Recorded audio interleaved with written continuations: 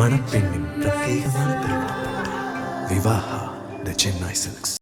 Periyar Maniammai Institute of Science and Technology, Tanjavur. The world needs you. Powerco 5G. Best design. Best AI. Think Techno. Think Purvika. இன்னைக்கு சூழ்நிலை வரைக்கும் என்டிஏல தான் இருக்கோம். ஆனால் என்டிஏக்கு தலைவர் எடப்பாடி பழனிசாமின்னா நாங்கள் வெளியில் போயிடுவோம். அவர் எடப்பாடி பழனிசாமி இன்னும் ஒரு மாதத்தில் அவருடைய மனநிலை மாறலாம். நான் என்டிஏ விட்டு வெளியே போகிறேன் பாரு, திரும்பி சிறுபான்மையரோட சேர போகிறேன் பாரு. அதனால் அவர் அடிக்கிற அடுத்த ஸ்டெண்ட் என்னங்கிறது நமக்கு தெரியாமல் நம்ம போய் இப்போவுமே என் களத்தில் போய் நின்று அசிங்கப்படுவானுங்கிறது அண்ணனோட. இந்த கட்சி பிளவுபடுறதுக்கு முக்கியமான காரணம் யாருன்னா, நான் இன்னைக்கு உங்களுக்கு ஐபிஎஸ்சில் சொல்கிறேன், இதே பாட்டாளி மக்கள் கட்சி இந்த 10.5% எதிராக ஒவ்வொரு இடத்துலையும் அவர் ஓட்டு கேட்க போகிற இடத்துல எல்லாம் பாலில் அடித்து சத்தியம் பண்ணி கொடுத்து ஓட்டு வாங்கினார். அப்போ அன்புமணி ராமதாஸ் சவுண்டு கொடுக்குறாரு. என்ன கொடுக்குறாரு? ஓபிஎஸ்க்கு அரசியல் முடிஞ்சு போச்சு, அவர் வீட்டில் ஒதுங்கி உட்காரலாம், அது வரைக்கும் இரட்டை குழல் துப்பாக்கி ஒருங்கிணைப்பாளர் இணை ஒருங்கிணைப்பாளர் தான் செயல்பட முடியும்னு சொல்லிட்டு இருந்த எடப்பாடி பழனிசாமியை ஒரு நெருக்கடி சூழ்நிலைக்கு உள்ளாக்குறாங்க. யார்? CV Shanmugam, KP Munusamy. பொதுக்குழு ரத்தானபுரம் இந்த கழகம் பிரிக்கப்பட்டதில் முக்கிய பங்கு வகித்த அவங்க யாரெல்லாம் பார்த்தீங்கன்னா வன்னியர் சமுதாயத்தை சேர்ந்தவங்க அதிகமாக இருப்பாங்க. நீங்கள் எல்லாருமே எடப்பாடி பழனிசாமி கவுண்டர் சமுதாயத்தை சேர்ந்தவங்க. உதயகுமார் பேசுகிறாருன்னா உதயகுமாருக்கு வந்து உள்ளுக்குள்ள ஜாதி அரசியல். ஆனால் பொதுவிலே இந்த அதிமுக அழிக்கணும் திட்டம் போட்டு செயல்படுத்தப்பட்டது பாட்டாளி மக்கள் கட்சி. ஜூன் 22 பொதுக்குழு நடந்து கழகம் உடைக்கப்பட்ட பிறகு அதே ஜூன் மாதம் இன்னைக்கு பாட்டாளி மக்கள் கட்சி பிளவுபட்டுருச்சு. அதிமுக அழிக்க நினைச்சதும் அழிஞ்சு போவாங்கிறது இது ஒரு சரித்திரம். நான் இது வந்து ஓப்பனாகவே சொல்கிறேன்.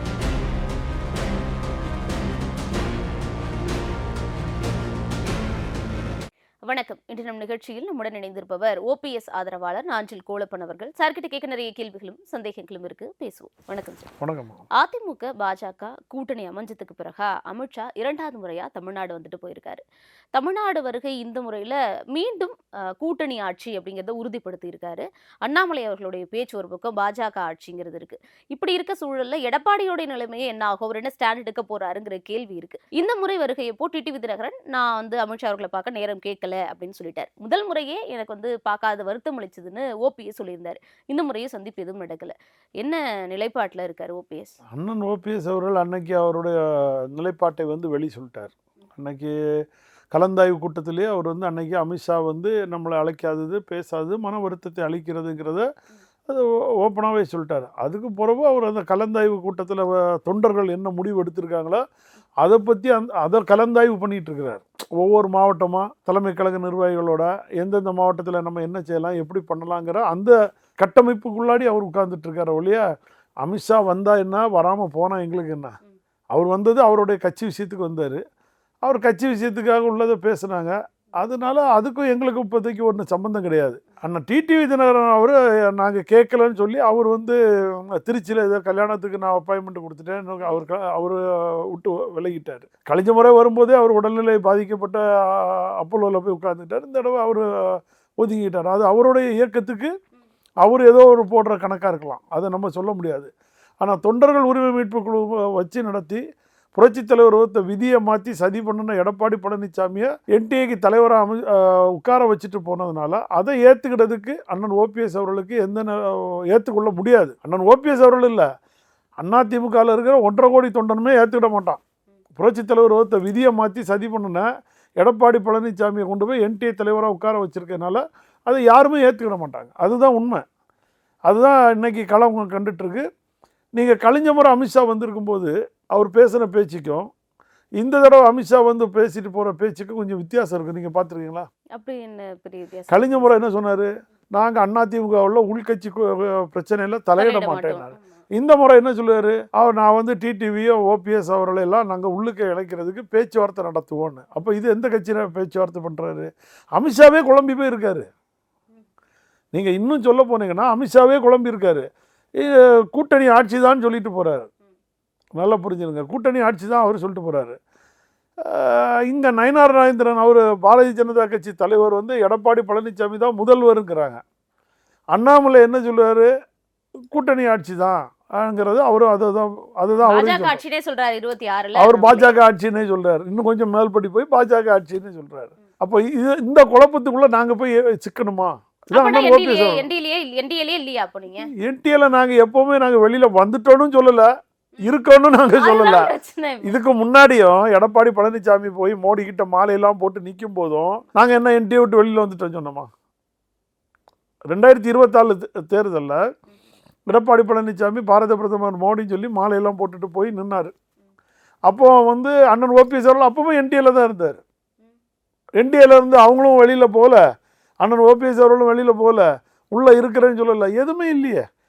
இவராக உள்ளே வாராரு, 2024க்கு உள்ளே வந்தார், திடீர்னு வெளியே போயிட்டார், திரும்பி 2026 திரும்பி உள்ளே வந்திருக்காரு, திரும்பி வெளியில் போயிடுவார். இதுதான் சூழ்நிலை. இதை கருத்தில் கொண்டு தான் நம்ம செயல்படணுமோ ஒழிய எடப்பாடி பழனிசாமி இப்போ யாரும் நம்ப தகுந்த சூழ்நிலையில் இல்லை. அப்போ டிடிவி தினகரன் சொன்ன கருத்தை தான் நீங்களும் சொல்றீங்களா? நாங்க என்டிஏல தான் இருக்கோம், எடப்பாடி பழனிசாமி தான் இப்போ வந்து எங்க இன்னைக்கு சூழ்நிலை வரைக்கும் என்டிஏல தான் இருக்கோம். ஆனால் என்டிஏக்கு தலைவர் எடப்பாடி பழனிசாமின்னா நாங்கள் வெளியில் போயிடுவோம். அன்னைக்கு ஃபர்ஸ்ட் அலையன்ஸ்லேயே முடிவு பண்ணிட்டாரு சார் அமித்ஷா, எடப்பாடி பழனிசாமி தான் தலைவர். அமித்ஷா சொல்லி முடிவு எடுத்து தமிழ்நாட்டு மக்கள் ஓட்டு போட மாட்டாங்க. நீங்கள் நல்லா புரிஞ்சுருங்க. இது வந்து தமிழ்நாட்டு மக்கள் யாருக்கு ஓட்டு போடணும், எந்த மாதிரி முகத்தை காட்டினா ஓட்டு போடணும்னு ஒரு வரலாறு இருக்குது. நீங்கள் சும்மா அமித்ஷா வந்துட்டார், முகத்தை நான் சொல்லிட்டாரு ஓட்டு போட்டுருங்க எல்லாரும் சேர்ந்துருங்கன்னு சொன்னாலும் ஒருத்தர் சேர மாட்டாங்க. இது 2026 தமிழ்நாட்டுக்குள்ள தேர்தல்மா. நீங்கள் வந்து நம்ம பாரத பிரதமர் மோடி வரணும்னு சொல்லியே எடப்பாடி பழனிசாமி ஏற்று நின்னார். அப்புறம் எப்படி நீங்கள் வந்து 2026 தேர்தலில் எடப்பாடி முதல்வர் சொல்றாரு நயனார் நாகேந்திரன்? அது எவ்வளவு பெரிய மோசமான சூழ்நிலை. யாரு முடிவு பண்ணுவா? இப்ப திமுக ஸ்டாலின் அவர்கள் தான் தலைமை அப்படிங்கறத கூட்டணி கட்சிகள் எல்லாம் சேர்ந்து முடிவு பண்றாங்க. கூட்டணி தலைவர் அப்படிதாங்க. அப்போ பாஜக அதிமுக எல்லாரும் கூட்டணி சேர்ந்து எடப்பாடி பழனிசாமி தான் கூட்டணி தலைவர்ங்கிறத முடிவு பண்ணிட்டாங்க. இதுல உங்களால இது மாத்தவே முடியாது. நீங்க மாத்த முடியாதுன்னா நாங்க மாறிடுவோம். அப்போ நீங்க அன்னைக்கே நீங்க பார்த்து நாங்க அந்த கண்டிஷன்ல தான் இருக்கிறோம். அதுக்கு கால நேரம் அவகாசம் கேட்டிருக்காங்க அண்ணங்கிட்ட. அந்த மாற்றக்கூடிய முயற்சிக்கு வரலன்னா நாங்க மாறிவிடுவோம். எங்களுக்கு எடப்பாடி பழனிசாமியை வந்து என்டிஏ கூட்டணி தலைவர் சொல்லிக்கிட்டு நாங்கள் செயல்படுத்த முடியாது. ஓட்டு கேட்டு போக முடியுமா தமிழ்நாட்டு மக்கள்கிட்ட? எடப்பாடி பழனிசாமி துரோகி, இவர் கட்சியை இது பண்ணிட்டாரு, சசிகலா அம்மாவுக்கு துரோகம் பண்ணிட்டாருன்னு 3 ஆண்டு காலம் எல்லா இடமும் வசப்பாடிக்கிட்டு இவர் நல்லாட்சி தருவார், இவருக்கு ஓட்டு போடுங்கன்னு சொல்லி அண்ணன் ஓபிஎஸ் சார்ந்த அதிமுக தொண்டர்கள், அண்ணன் டிடிவி தினகரன் இவங்கெல்லாம் போய் ஓட்டு கேட்டு போக முடியுமா? 234 தொகுதியில் நம்மளை மக்கள் காரி துப்பிட மாட்டாங்க? வேற என்ன வழி இருக்கு உங்களுக்கு? வழியே இல்லை. மக்களை வந்து சந்திக்க நாங்கள் என்னைக்கு தயங்கின ஆட்கள் இல்லை. இந்த உள்ளோட போய் பதவி வாங்கிட்டு வந்தவர் அண்ணன் ஓபிஎஸ் அவர்கள் கிடையாது. அவர் அம்மாவோட பயணித்தவர். அவருக்கு நல்லாவே தெரியும் எப்போ களம் இறங்கினா என்ன மாதிரி செய்யலாம், அந்த வியூகம் எப்படி அமைக்கலாங்கிறது அவருக்கு தெரியும். அந்த வியூகத்தை அவர் அமைப்பார். வேற உள்ள போய் பதவி வாங்கிட்டு வந்தவங்க ஓபிஎஸ் இல்லை அப்படின்றீங்க. ஆனால் 24ல் ஒரு சுயேட்சை சின்னத்தில் வந்து போட்டியிட்டதற்கான காரணமே ஜெயிச்சுட்டா ஒரு வேலை இணையமைச்சர் பதவி கிடைக்குங்கிறதுனால தான் ஓபிஎஸ் வந்து மக்களை சந்திச்சு தானே நிற்கிறாரு. நல்லா புரிஞ்சுருங்க, மக்களை சந்திச்சு தானே நிற்கிறாரு. ராஜ்யசபா எம்பி தாங்க போய் நிற்கலையே. நல்லா புரிஞ்சுருங்க. அது மட்டும் இல்லாமல் அவ்வளோ பெரிய ஒரு என்டிஏ கூட்டணியில் சுயேட்சை வேட்பாளராக ஒரு அங்கீகாரத்தை வாங்கிட்டு தானே நிற்கிறாரு. ஜெயிச்சா அவர் வந்து சென்ட்ரல் மினிஸ்டராக கூட ஆயிருக்கலாம், இல்லைன்னு நான் மறுக்கலை. அவர் மோடி கூப்பிட்டு சென்ட்ரல் மினிஸ்டராக கூட உட்கார வச்சுருக்கலாம். ஆனால் வந்து மக்களை சந்திக்கணும் தானே போய் நிற்கிறாரு. அதுவும் தேனியில் நிற்கலை, ராமநாதபுரத்தில் போய் நிற்கிறாரு. இன்னொரு இடம் விட்டு இடம் நிற்கிறாரு. தேனியில் இருந்தால் அவர் ஜெயிச்சிருப்பார். நல்லா புரிஞ்சுருங்க.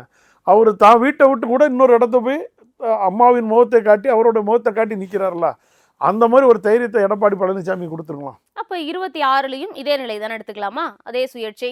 முதல்ல எடப்பாடி பழனிசாமியை முதல்ல யார் நம்புறாங்கிறது நீங்கள் பாருங்கள். நீங்கள் தான் கொஞ்சம் நேரத்துக்கு முன்னாடி கேட்டீங்க இந்த கூட்டணி தொடருமான்னு கூட கேட்டீங்க.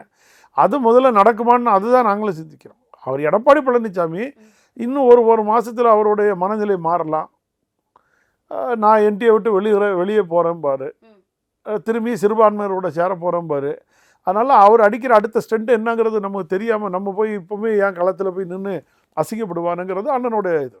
அவரு ஸ்டண்ட் அடிக்க காரணம் வந்து அண்ணாமலை அவர்கள் தானே சார். அவரா என்ன ஒன்றும் சொல்லலையே. அவரு சொல்றாரு அதிமுக சொல்ல போனா நீங்கள் உரிமை கொண்டாடக்கூடிய அதிமுகவை தான் அவர் வந்து கிடையாது, அதிமுக ஆட்சி கிடையாது, பாஜக ஆட்சின்னு சொல்றது அண்ணாமலை. அப்போ உங்களுக்கும் அதே கோபம் வரணும். அதாவது ஒரே நிமிஷம், அந்த என்டிஏ தலைவர் இருக்கிற ஆளு அதிமுகன்னு சொல்றவரை பற்றி தான் சொல்றாரு ஒழிய அண்ணன் ஓபிஎஸை பற்றி அவர் சொல்லலை. நல்லா புரிஞ்சுருங்க. இன்னும் கட்சி சின்னம் எல்லாமே இன்னும் பிரச்சனை முடியலை. உரிமையில் நீதிமன்றத்தில் இருக்குது. இன்னைக்கு நீதிமன்றத்தின் மூலமாக ஒரு பொதுச் செயலாளர் இருக்கிறது அங்கீகாரம் பண்ணியிருக்காங்கல்ல. இதை தான் நான் பல முறை சொல்கிறேன். அண்ணாமலைக்கு தெரியாதா? இவர் எந்த குறுக்கு வழியில் வந்தாருன்னு தெரியாதா? மோடிக்கு தெரியாதா? அமித்ஷாவுக்கு தெரியாதா? ஒன்றுமே தெரியாமல் இவங்க இந்தியா நாட்டை ஆளுவாங்களா? ஒரு கட்சியோட விதி சட்ட விதிகளே தெரியாமல், நீதிமன்றம்லாம் விடுங்க சார், இவங்களுக்கு ஒரு பாரத பிரதமருக்கும் உள்துறை அமைச்சருக்கும் எல்லா இவர் ஒரு ஐபிஎஸ் அதிகாரியாக இருந்தவருக்கும் என்ன நடந்துன்னு விதி இது வரைக்கும் படிக்காமல் இருந்திருப்பாரா? நல்லா புரிஞ்சுங்க. தெரிஞ்சுக்கிட்டு நீங்கள் சதி வேலை பண்ணுறதுனால தான் நாங்கள் பாஜகவை எதிர்க்கிறோம். நீ இந்த மாதிரி உள்கட்சி முடிச்சலை போட்டு அவுக்காதீங்க, பிரச்சனை பண்ணாதீங்க. நாங்கள் இல்லாமல் உங்களால் கால் ஊன முடியாது. அதிமுகவோட நீங்கள் பயணிக்க முடியாமல் நீங்கள் கால் ஊன முடியாது, ஒரு தொகுதி கூட ஜெயிக்க முடியாதுங்கிறது தமிழ்நாட்டோட தீர்ப்பு. அதை நீங்கள் உடைக்காதீங்க. ஆனா நீங்க அங்கே தானே இருக்கீங்க, விட்டு கொடுக்க மாட்டோம். நாங்கள் இருக்கிற காரணம் எப்போவுமே அண்ணன் பொறுத்த வரைக்கும் அந்த எடுத்த கவுத்தன்னு அடிக்க மாட்டார். அவர் நிறைய கூட எழும்பாது. அவர் கொஞ்சம் அமைதியாக தான் போய் செயல்படுத்துவார். ஆனால் செய்யும்போது கரெக்டாக செஞ்சாரா? என்னெல்லாமோ சொன்னாங்க. ஓபிஎஸ்க்கு தாமரை சின்னத்தை கொடுத்துருவாங்க, அவங்க பையனை இங்கே நிப்பாட்டிடுவாங்க, பிஜேபியில் சேர்ந்துருவாங்க, எவ்வளோ இல்லாமல் வர்ணிச்சாங்க. கடைசியில் ஒரு பலாப்பழத்தை எடுத்துகிட்டு போய் அவர் சுயேட்சையாக நின்று தன்னோட மக்கள் சக்தியை நிரூபிச்சாரா? நிரூபிக்கலையா? அது மாதிரி யாராலையும் நிரூபிக்க சொல்லுங்க, நிரூபிக்க முடியாது. இவ்வளவு பெரிய கட்சி சொல்றாங்க சார். ஓபிஎஸ் அவர்கள் என்டிஏலயே கரைஞ்சிட்டாரு, அவ்வளவுதான். டிடிவி தினகரன் கூட தனக்கான ஒரு கட்சியை வச்சிருக்காரு, 21% அவர் கூட ஒரு தனி இயக்கம்னு வச்சிருக்காரு. ஓபிஎஸ் என்னத்தை அடையாளம் காட்டுவார்? 26ல என்னவா ஆக போறாரு அப்படின்னு கேக்குறாங்க. அதாவது எடப்பாடி பழனிசாமி மனம் மாறி வந்தால் அதிமுக ஒருங்கிணைஞ்சா இதே பாஜக 5 சீட்டு 10 சீட்டு வாங்கிட்டு போய் நிற்கணும். அதான் உண்மை. இது எடப்பாடி பழனிசாமிக்கு புரியலை. அவருக்கு புரியுது. அவருக்கு பின்னாடி இருக்கிறவங்க அவரை ப்ளே பண்ணுறாங்க. நல்லா புரிஞ்சிருங்க. ஏன்னா என்னை பொறுத்த வரைக்கும் அவருக்கு தெரியாமல் இருக்காது. ஆனால் அவருக்கு பின்னாடி ஒரு பின்னாடி ஒரு டீம் அவரை ப்ளே பண்ணுது. என்ன சார் சுற்றி இருக்கிறவங்க தான் வேணான்னு சொல்கிறாங்க, ஆனால் எடப்பாடி தான் முடிவாதமா இல்லைங்க. அதாவது இதில் ஒரு பெரிய விஷயத்தை நீங்கள் எடுத்துக்கிட்டிங்கன்னா, இந்த கட்சி பிளவுபடுறதுக்கு முக்கியமான காரணம் யாருன்னா, நான் இன்னைக்கு உங்களுக்கு ஐபிசியில் சொல்கிறேன், இதே பாட்டாளி மக்கள் கட்சி. யாரு இந்த பாட்டாளி மக்கள் கட்சி? இதை நான் பலமுறை நான் பேசி சொல்லியிருக்கேன். நான் இப்போ ஓப்பனாகவே சொல்கிறேன். இந்த பாட்டாளி மக்கள் கட்சி என்னைக்கு புரட்சி தலைவி அம்மா அவர்கள் 2011 ஒரு விஜயகாந்த் கூடல தேமுதிமுக கூட கூட்டணி வச்சு அவங்களுக்கு ஒரு 40 சீட்டு இடத்த கொடுத்து வெற்றி பெற வச்சு எதிர்கட்சி தலைவராக ஆக்கின உடனே இவங்களுக்கு இந்த வட மாவட்டங்கள் மொத்தமாக அடிபட்டு போச்சு. அவர் நடிகர் விஜயகாந்துக்கு இருந்த ஆதரவு பெருகுச்சு. நல்லா புரிஞ்சிருங்க. எதிர்கட்சி தலைவராக வர உட்காந்துட்டாங்க. ஏற்கனவே வட மாவட்டத்தில் நடிகர் விஜயகாந்துக்கும் பாட்டாளி மக்கள் கட்சிக்கும் ஆகாது. நரசிம்மா படத்துலேருந்தே உங்களுக்கு தெரிஞ்சிருக்கும், நிறைய பட பிரச்சனைகள் இப்போ உள்ளுக்குள்ளே. ஆனால் அவருக்கு செல்வாக்கு அதிகமாக இருக்கிற இடமும் வட மாவட்டங்கள் தான். இது நீங்கள் காலகாலமாக இருக்கும்போதே நீங்கள் அந்த காலகட்டத்தில் புரட்சி தலைவி அம்மாவுக்கு வழக்க இதே அன்புமணி ராமதாஸ் கர்நாடகா கோர்ட்டில் அம்மாவுடைய வழக்கை கொண்டு இழுத்து போடுறாங்க. நல்லா புரிஞ்சிருங்க. இதெல்லாம் இன்னைக்கு பாமக உடைஞ்சி அப்பா பையனும் இன்னைக்கு இருக்கிறாங்கன்னா அது அவருடைய கர்மா. அந்த கர்மாவை தான் நான் இப்போ சொல்ல வரேன். சாதாரண விஷயம் கிடையாது. அப்போது அம்மாவுக்கு எதிர்த்தால வழக்கு கொடுக்குறாங்க. வழக்கு கொடுத்தது யார்? பெங்களூரில் கொண்டு போய் கொடுக்கும்போது அன்புமணி ராமதாஸ் இவர் உண்டு. அந்த வழக்கு போடுறதுல இவரும் உண்டு. அம்மா பேரில் வழக்கை கொண்டு வராங்க. அப்போ இருந்த பெண்பலை ஏன்னு கேட்டால் இந்த அதிமுக அன்னையிலிருந்தே அவங்க அழிச்சிடணும்னு ஒரு முடிவெடுத்து பாமக அவங்க திட்டம் போட்டு வேலை செய்கிறாங்க. இது இது எதுக்காக சொல்ல வரேன்னு கடைசி உங்களுக்கு இந்த கோர்வையாக சொல்கிறேன். இது வரைக்கும் நீங்கள் எந்த அரசியல்வாதிகிட்டையும் கேட்டிருக்க மாட்டீங்க. நாங்கள் இது எல்லாமே எனக்கு தெரியுதுன்னா அண்ணன் ஓபிஎஸ் அண்ணனுக்கு இதை விட அதிகமாகவே தெரிஞ்சிருக்கோம். ஏன் எடப்பாடி பழனிசாமிக்குமே தெரிஞ்சிருக்கும். ஆனால் அவரால் செயல்படுத்த முடியலைங்கிறதுக்கு ஒரு உதாரணத்தை நான் சொல்கிறேன். அப்போ இந்த காலகட்டத்தை எல்லாத்தையும் பண்ணிட்டு வராங்க. அம்மாவின் மறைவுக்கு பிறகு 2021 தேர்தல் வருது. நீங்கள் நாடாளுமன்ற எம்பியை வாங்குறீங்க. வாங்கி தான் நீங்கள் கூட்டணி வைக்கிறீங்க. அந்த 19 இடைத்தேர்தல் இதெல்லாம் வரும்போது அப்போவே அன்புமணி ராமதாஸ் வாங்கிட்டு உள்ளே வராரு. கடைசியாக 10.5% பாட்டாளி மக்கள் கட்சிக்கு ஆதரவாட்டு வாங்குறாரு. நல்லா புரிஞ்சுருங்க. கடைசி தேர்தல் அறிவிப்பு வரும்போது 10.5. இதனால் தென் மாவட்டத்தில் பெரும் பாதிப்புகள் வந்தது. இது அண்ணன் ஓபிஎஸ் அவர்கள் பாலில் அடித்து சத்தியம் பண்ணி தான் ஒவ்வொரு இடத்துலையா இந்த 10.5%க்கு எதிராக ஒவ்வொரு இடத்துலையும் அவர் ஓட்டு கேட்க போகிற இடத்துல எல்லாம் பாலில் அடித்து சத்தியம் பண்ணி கொடுத்து ஓட்டு வாங்கினார். அவர் மட்டும் இல்லை, நிறைய பேருக்கு தென் மாவட்டத்தில் இந்த 10.5 பெரும் பாதிப்புகள் உருவாச்சு. அப்படியே வட மாவட்டங்கள்ல சாதகமாவும் அமைஞ்சதுல 21ல. எப்படி என்ன சாதகமாச்சு? 4 சீட்டு தானே வந்தது. இல்ல சார், வன்னியர் வாக்குகள் நிறைய வந்து எவ்வளவு டிரான்ஸ்ஃபர் வந்தது நீங்க சொல்லுங்க. எடப்பாடி பழனிசாமி 2019 அவரோட எடப்பாடி தொகுதியிலே தோத்தாரு. நல்லா புரிஞ்சுருங்க, 2019 தேர்தலில் அவர் தோத்தார். இந்த வன்னியர் ஓட்டுகளுக்காக 10.5% ப்ளே பண்ணார். அண்ணன் ஓபிஎஸ் அவர்கள் வந்து இந்த 10.5% தான் பெருந்தோல்விக்கு உள்ளாட்சின்னு சொல்லும்போது அப்போ அன்புமணி ராமதாஸ் சவுண்டு கொடுக்குறாரு. என்ன கொடுக்குறாரு?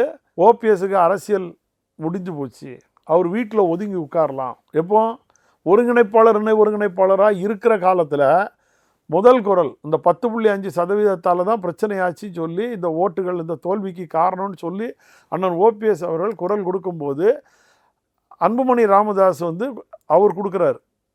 ஓபிஎஸ்க்கு வந்து அரசியலை விட்டு ஒதுக்கிடலாம். அவருடைய அந்த ஸ்டேட்மெண்ட்டை நீங்கள் அந்த டைமில் இருக்கிறத எடுத்து பாருங்கள், எங்கள்கிட்ட இருக்குது. அவர் பேசின வார்த்தைகள் அத்தனையும் எப்படி வந்து நாடாளுமன்ற ஒரு ராஜ்யசபா எம்பி வேணும்னு வந்து கையை கூப்பின்னு அண்ணன் ஓபிஎஸ் கிட்ட உழைக்காமல் 2016 உழைப்பு புரட்சி தலைவி அம்மாவோட உழைப்பு, அங்கே நீங்கள் கூட்டணியே வைக்கல. இவரும் சரி ஜி.கே. வாசனும் சரி கூட்டணியே வைக்காமல் போனவங்க வந்து அந்த என்ன சொல்லுவாங்க, சூடு சொரணை இல்லாமல் வந்து எம்பி சீட்டு வாங்குறீங்க.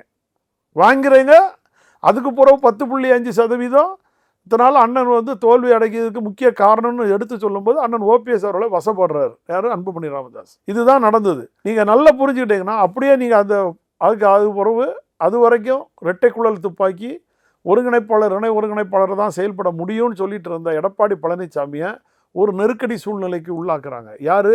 சி.வி. சண்முகம், கே.பி. முனுசாமி, இவங்க எல்லாருமே வந்து ஒரு நெருக்கடி உருவாக்குறாங்க. அந்த நெருக்கடியை எங்கே காட்டுறாங்க? பொதுக்குழுவில் காட்டுறாங்க.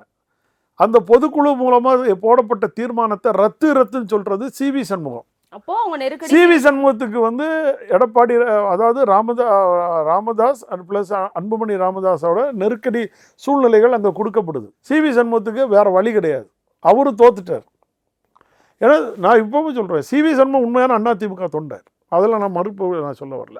ஆனால் சந்தர்ப்பம், நான் இருக்கிற இடத்துல இவங்களை மிஞ்சி நம்மளால் செயல்படுத்த முடியாதுங்கிறது ஒரு சூழ்நிலை சி.வி. சண்முகத்துக்கு தள்ளப்படுது. அதனால தான் அவர் வந்து எம்பி சீட்டை வாங்கின பிறகு அந்த பொதுக்குழுவில் ரத்துங்கிறார். நீங்கள் அதுக்கு உள்ள அந்த பொதுக்குழு ரத்தான பிறகு இந்த கழகம் பிரிக்கப்படுறதுல முக்கிய பங்கு வகித்த அவங்க யாரெல்லாம்னு பார்த்தீங்கன்னா வன்னியர் சமுதாயத்தை சேர்ந்தவங்க அதிகமாக இருப்பாங்க. நீங்கள் எல்லாருமே எடப்பாடி பழனிசாமி கவுண்டர் சமுதாயத்தை சேர்ந்தவங்க, அதெல்லாம் நீங்கள் சொல்கிறது எல்லாமே பின்புலம்.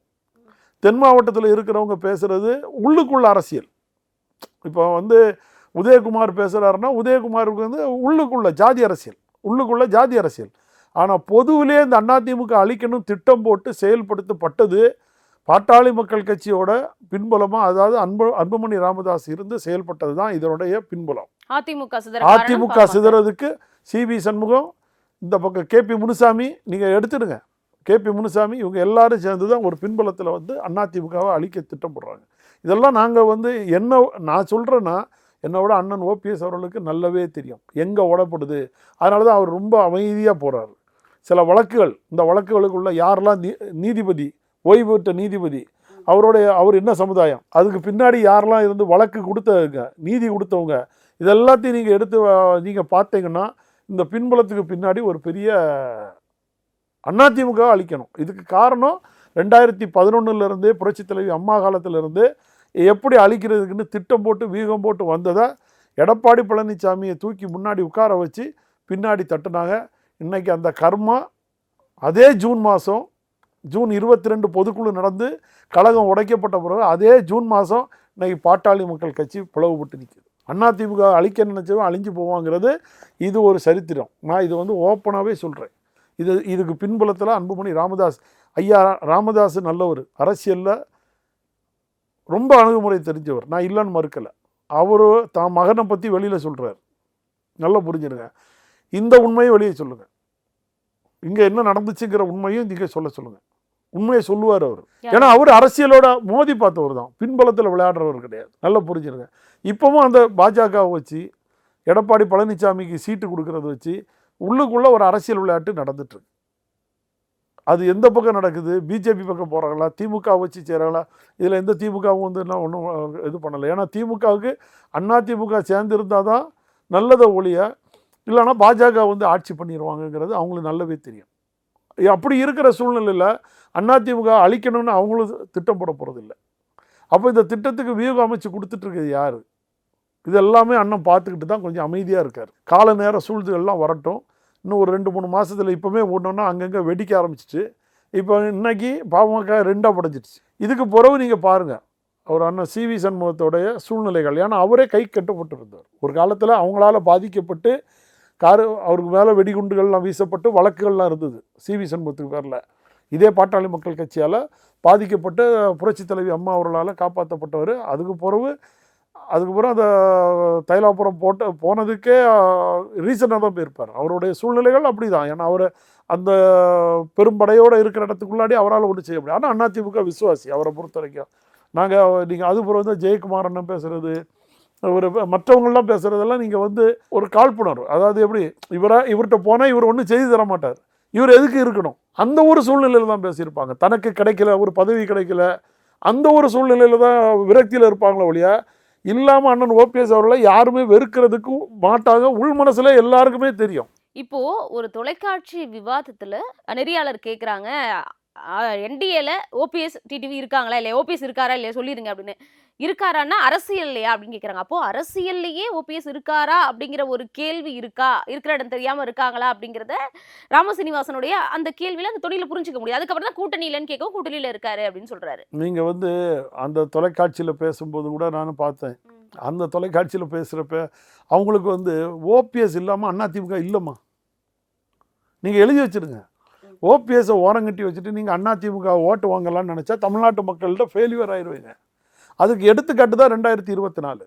நீங்கள் நல்லா 2024 அவர் தனியாக தானே நின்னார். உங்களால் எங்கேயா முடிஞ்சா 7 நாடாளுமன்ற தொகுதி தோல்வி, 234 தொகுதியில் 10 சட்டமன்றம் தான் வெற்றி பெற முடிஞ்சது. பாக்கி 224 சட்டமன்ற தொகுதி தோல்வி. அதில் 2ஆம் இடம், 3ஆம் இடம், 4ஆவது இடம் எல்லா இடமும் போயிட்டீங்க.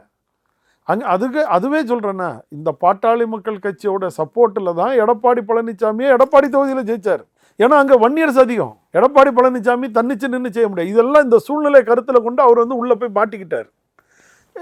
அவரை வந்து லாக் பண்ணி வச்சுக்கிட்டாங்க. வேறு வழி இல்லை. இப்போ நாளைக்கு எடப்பாடி பழனிசாமி பாட்டாளி மக்கள் கட்சி ஆதரவு இருந்தால் தான் அந்த தொகுதியில் ஜெயிக்க முடியும், இல்லைன்னா அந்த தொகுதி ஜெயிக்க முடியாது. என்ன சார் நீங்கள் இதே தான் சொல்கிறீங்க, அதிமுக சிதறடிச்சது காரணம் அவங்க இருந்தால் தான் எங்களால் வெற்றியும் இண்டிவிஜுவல் ஒரு பர்சனுக்கு சொல்கிறேன். இப்போ சிவி சண்முகத்தை ஜெயிக்கணும், அவங்க கேபி முனுசாமி ஜெயிக்கணும், இந்த மாதிரி அவங்க அந்த சமுதாயத்தை சேர்ந்தவங்களுடைய ஓட்டு வேணும்னா அந்த பாட்டாளி மக்கள் கட்சி தேவைன்னு போவாங்க. அதே தென் மாவட்டத்தில் ஒரு சில பேர் ஜெயிக்கணும்னா பாஜக வேணும்னு போடுவாங்க. கோயம்புத்தூர் பக்கத்தில் ஜெயிக்கணும்னா பாஜக வேணும்பாங்க. இந்த சூழ்நிலைக்கு உள்ள அதிமுக கொண்டு வந்து உட்கார வச்சுட்டாங்க. புரட்சி தலைவி அம்மா வந்து யாரையும் எதிர்பார்க்கல, கூட்டணியே இல்லாமல் தனிச்சு ஜெயிச்சாங்க. அப்போ இந்த தலைமை சரியில்லை. தலைமை எங்கே இருக்குது? ஒவ்வொருத்தரோட கைப்பாவைக்குள்ளே இருக்குது. நான் சொல்ல வர்றது நீங்கள் புரிஞ்சுருங்க. பாட்டாளி மக்கள் கட்சியை கண்டும் பயப்படுது, பாஜக கண்டும் பயப்படுது. இதான் உண்மை. நாளைக்கு விஜய் கட்சி வருதுங்கிறது கண்டு அதுக்கும் பயந்துட்டு இருக்காங்க. ஓபிஎஸ் யாருக்கும் பயப்பட மாட்டாரா? எதுக்கு நாங்கள் பயப்படணும்? எங்களுக்கு நாங்கள் வந்து தமிழ்நாட்டு முழுக்க நாங்கள் ராஜான்னு சொல்லுவோமா? இல்லை தமிழ்நாட்டு முழுக்க நாங்கள் ஒற்றுமையாக இருந்தால் தான் ஜெயிக்க முடியும்னு சொல்கிறோம். அதிமுக ஒற்றுமையாக இருந்தால் வெற்றி பெறலாம், அதுதான் உண்மை. அது இல்லாமல் எடப்பாடி பழனிசாமி ஆளுமை மிக்கவர், அதனால் வெற்றி பெற்றலான்னு நினச்சா அது நடக்காது. நீங்கள் ஒரு கட்சியை பிளவுபடுத்தி வச்சுக்கிட்டு யாராலும் செய்ய முடியாது. இவ்வளோ வேற நீங்கள் எல்லாரும் பண்ணினாலும் நீங்கள் 10 தடவை என்ன கேட்குறீங்க? ஓபிஎஸ் என்ன செய்ய போகிறாரு, ஓபிஎஸ் என்ன செய்ய போகிறாரு, ஓபிஎஸ் என்ன செய்ய போகிறாரு? ஒன்றுமே இல்லாதவர் ஓபிஎஸ் என்னவோ செய்வாருங்கிறது தெரியுதா தெரியலையா? அதுதானே மக்கள் மனசில் இருக்கிறது. ஏங்க ஓபிஎஸ் விட்டுட்டு போக மாட்டாருங்க. ஓபிஎஸ் கட்சியை வந்து இந்த மாதிரி பாலாடையை விட்டுட்டு போக மாட்டாருங்க. எப்படியாவது காப்பாற்றுவாருங்க. அந்த எண்ணம் எல்லார் மனசுலையும் இருக்கிறதுனால தான் இந்த கேள்வி வந்து பட்டி தொட்டி கிராமம் எல்லாம் அண்ணன் ஓபிஎஸ் என்ன செய்கிறாரு, அண்ணன் ஓபிஎஸ் என்ன செய்கிறாரு, அண்ணன் ஓபிஎஸ் அவரோட வார்த்தைகள் என்ன, அவர் அடுத்தோடைய செயல்பாடு என்ன, அவர் இந்த கட்சியை மிக்க என்ன பண்ண போகிறாரு, எங்கும் ஒலிக்கிறது. அதனால ஓபிஎஸ் இல்லாமல் அதிமுக இல்லைங்கிறத நீங்கள் எழுதி. இவ்வளோ நம்பிக்கையாக சொல்கிறீங்க, 26ல் அதிமுக விட்டு கொடுக்க மாட்டாரு, அதிமுக தான் நாங்கன்னு உரிமை கொண்டாடுறீங்க. உங்களுடைய நம்பிக்கையை ஓபிஎஸ் காப்பாற்றுறாராங்கிறத பொறுத்து தான் பார்க்கணும். இப்போ இவ்வளோ நேரம் என்னுடைய கேள்விகளுக்கு மிக நேர்த்தியான தெளிவான பதில்கள் கொடுத்ததுக்கு நன்றி. வணக்கம். மணப்பெண்ணின் பிரத்யேகமான திருமணம் Vivaha the Chennai silks. Periyar Maniammai Institute of Science and Technology, Tanjavur. The world needs you. Powerco 5G. Best design. Best AI. Think Techno. Think Purvika.